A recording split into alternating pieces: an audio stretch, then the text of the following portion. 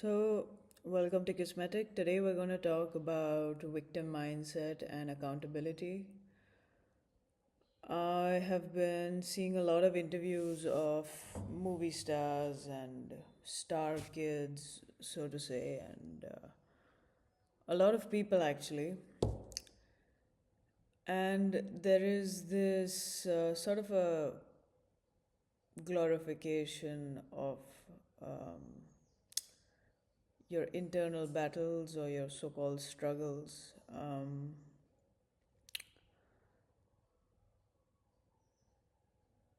Also, another thing I'd like to talk about is AI. Just technology in general. They were like, oh, in 1990s, technology, phones came out, and then phones became uh, the death of us. Now we have lost connection in the name of hyper connectivity. We have lost the connection to ourselves. Phones have done this to us. Uh, there are a lot of people who will talk about their so-called struggles and be like, "Oh, my childhood is the reason I am like this," and all of that stuff. And not to take away from the fact that people's childhoods can be difficult, and this word traumatic has been thrown around a little bit too much. There's this African tribe where this so-called new age trauma, or people or children with difficult childhoods, what happens is, due to what they have been through in that state of being absolutely pure, because children are extremely pure, and then they go through really stressful circumstances, which, well, 100, 200, 300 years ago was like a norm. It used to happen. So what happened was, back then the brain ventricles would expand, which means that you become a lot more spiritual in nature. And when I say spiritual, I mean you become extremely aware, you become self observant, you become observant in general, and you come to know about the nuances of reality for what it is and not for what it's been constructed over the past 100, years by society or culture or whatever that is. I would highly recommend to watch this movie called Undone. It explains a lot. So for the ones who can understand, I really highly recommend it. It's definitely one of my favorites. So let's talk about let's talk about struggle. Okay. If my life consists of me being at the bottom of a mountain, and my entire life's journey is to climb that mountain and be at the top, build a house there, and live there till I pass on. Now, in my journey to going upward, I see a snake, I see a bear, someone eats my tent, I don't get food for 10 days, I barely get drinking water, but that's a part of my journey, right? Do you want me to cry about, oh, I saw a snake, now I have been changed, or I haven't eaten in 10 days, now I am just going to be like this? See, I'm not someone who's ignorant. Well, I could be ignorant in a lot of things that I don't know of, but when it comes to this topic in particular, I'm not ignorant. I have not had an easy childhood myself. There have been years of majority of my childhood where I have experienced all sorts of complex post-traumatic stress disorder is what I was diagnosed with. But all these things are just names. I do not identify by these names because I know who I am. I know how to spend time with myself, and because of that, and because that I know how to be alone, I have understood myself. I think Dr. Sebi had said that you are your only doctor. And it's very true. You know what you are feeling within your body. You know what you need. Your body knows what you need. If you are craving, a salad, it's because your body needs the salad. If you're craving milk, it's because your body needs the milk. But now with all these processed foods and all these chemicals and fertilizers, with all these detergents that mess up your endocrine system, your fluoride in the water and the toothpaste, just messing our systems up. Sure, that internal connect has sort of gone, and now on a mental stage, we have the internet, which has created hyper connectivity on the surface level, but on the deeper level, there is a lack of connection with ourselves, which is honestly the most important connection that there is. Um, so, what's really happening now is there's a piece of foil, and it's that big, the piece of foil, and someone is putting an LED light on this piece of foil, and because of that LED light and the piece of foil reflecting it, you think that that is the biggest, the greatest thing, and that we need to run after that because it's shining, it's glowing, it's like the sun. And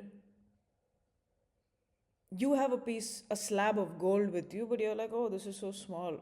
It's heavy, it's inconvenient. I want that.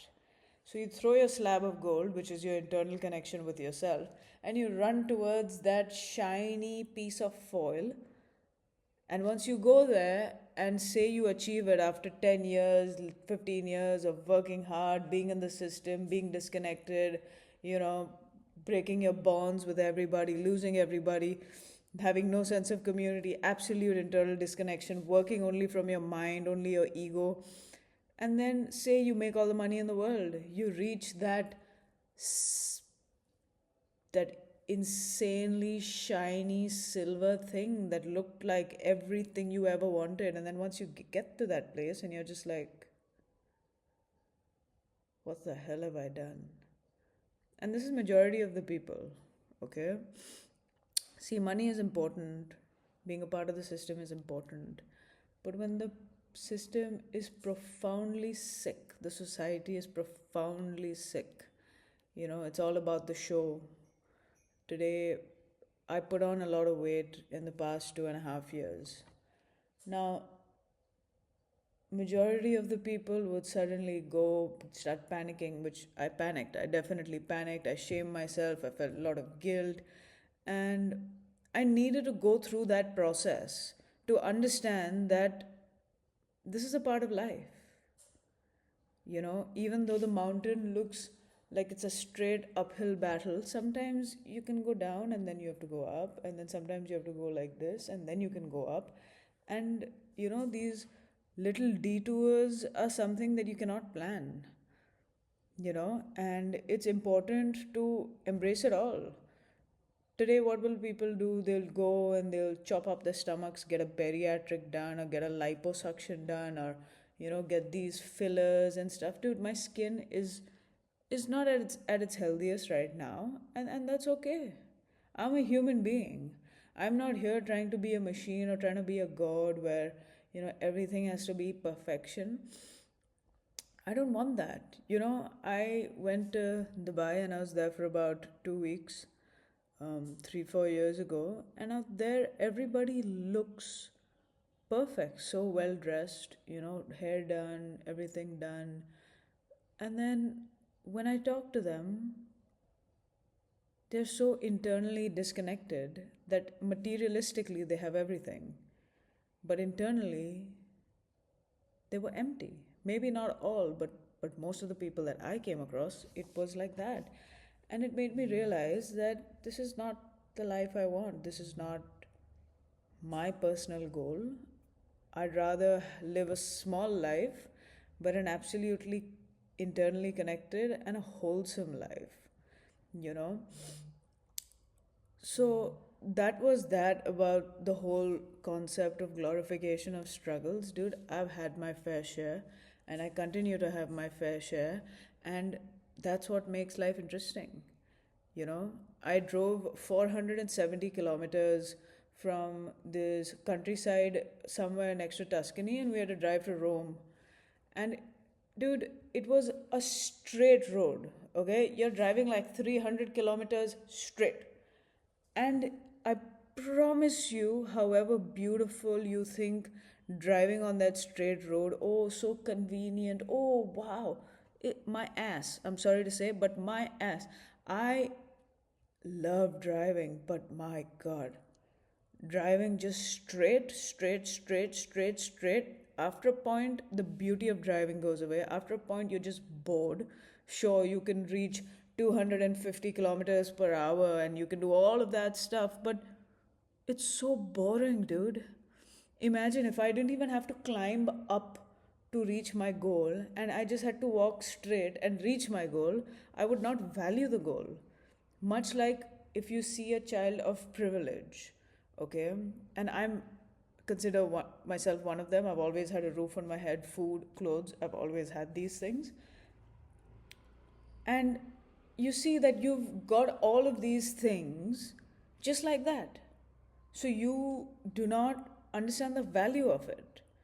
And because of that, then you go chasing all the frivolous, unimportant things, which in my um, teenage years, from 16 up until 23, I've run around the stupidest and the most ridiculous things, thinking that they were everything. And I was never satisfied. I was constantly dissatisfied in the name of being, what's the word? In the name of being ambitious. uh, I was deeply greedy. I often say that ambition is good if you know when its limit is. And a lot of people will be against me. Oh, ambition has no limit, money has no limit. But see, bro, you can make all the money that you want, okay? Say you have all the money that you want. Then what are you going to do? Okay, you want to go buy a villa in Bali and live there forever? Okay, do that. So now you're living in a villa, 5 BHK villa, you in Bali. You have a pool, everything. Now, at the end of the day, you need this much space to sleep. Now, you can have a king size bed, but you can only occupy this much space. Your stomach is this much, you can only eat this much. So, even if you can afford everything, you can yet only eat this much. What do you need? You need clothes, you need a house, you need water, you need some good friends, you know? And really, it comes back to the same point. The very crux of it are these basic things that we tend to overlook.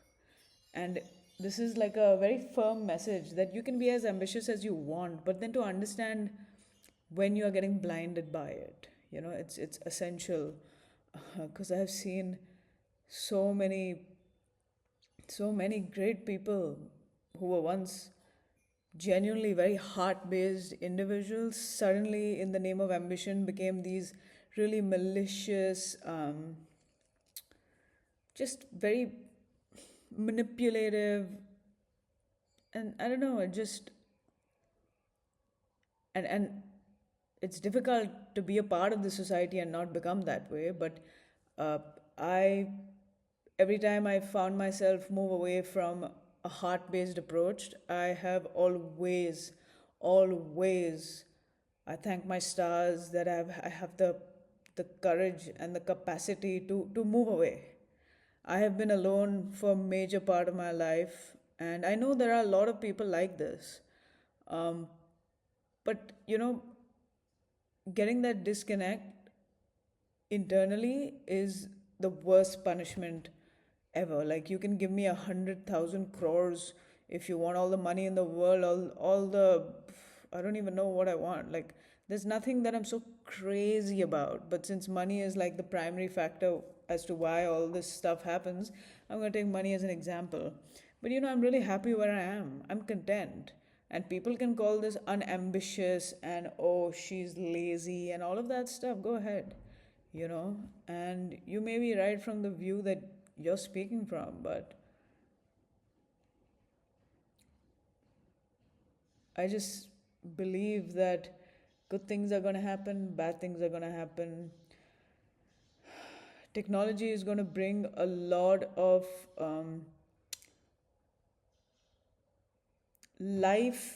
like extending capabilities in the coming future. We're very close to it also. um, but then what matters is, okay, today you can live a 60, 65, 70 years life. Tomorrow, maybe you can live up to 100 or 120. But what is the quality of that life? You can keep extending and extending and extending, but if the quality is not there, what's the point of extending? And this is why I say that the only way to have a high quality life is to be internally connected, so that you can then have an authentic expression with which then you attract the correct people who are for you. you know Today, I had met a friend who basically really blew up on Instagram, and I asked him, "What did you do?"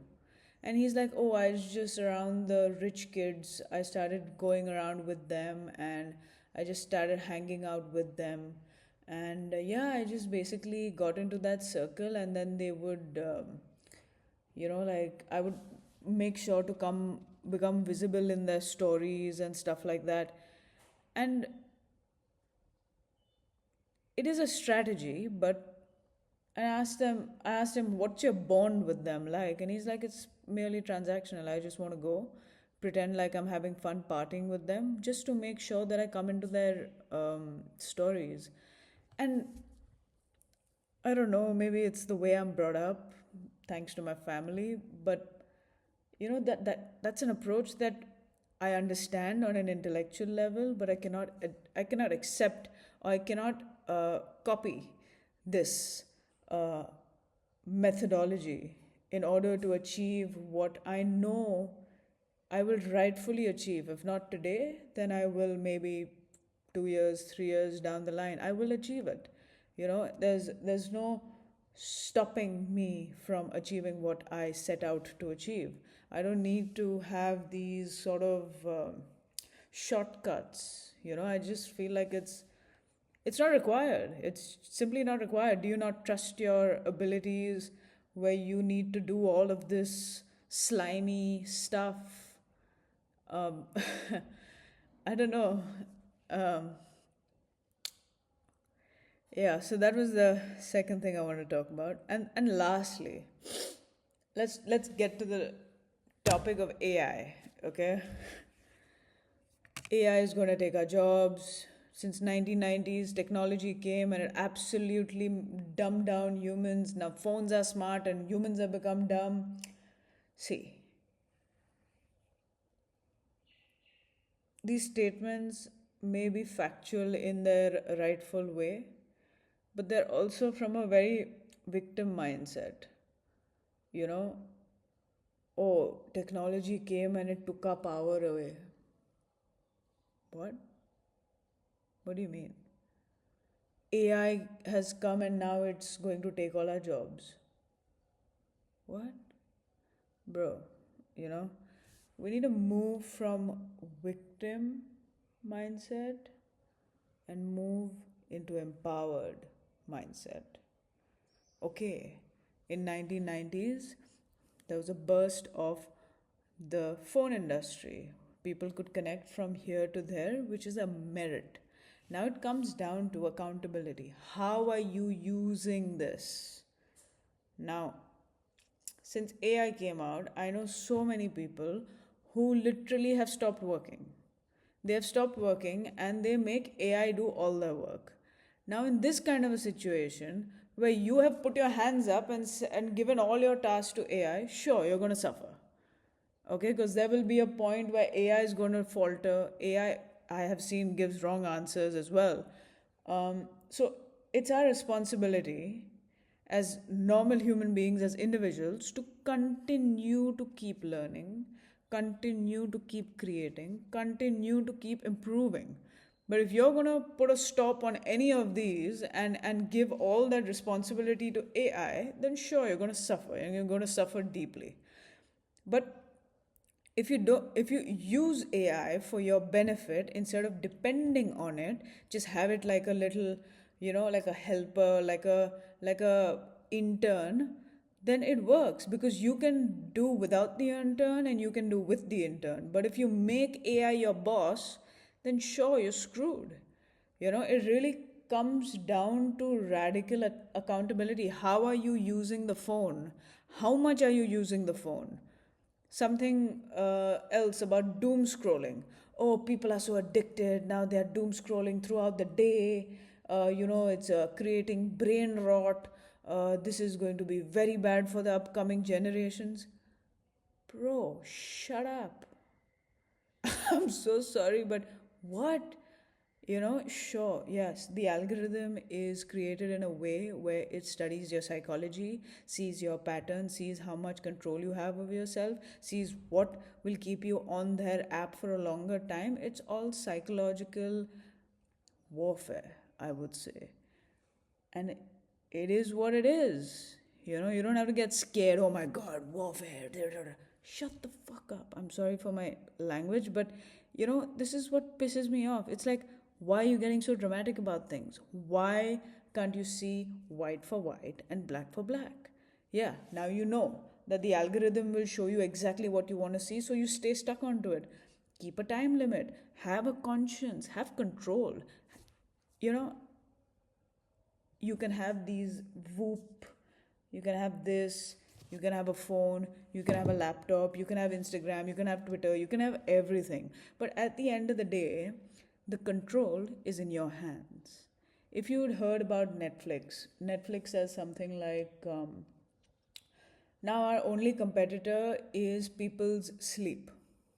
Okay, now we have to be very alert when a statement like that is thrown around, because tell me which device has data of our sleep.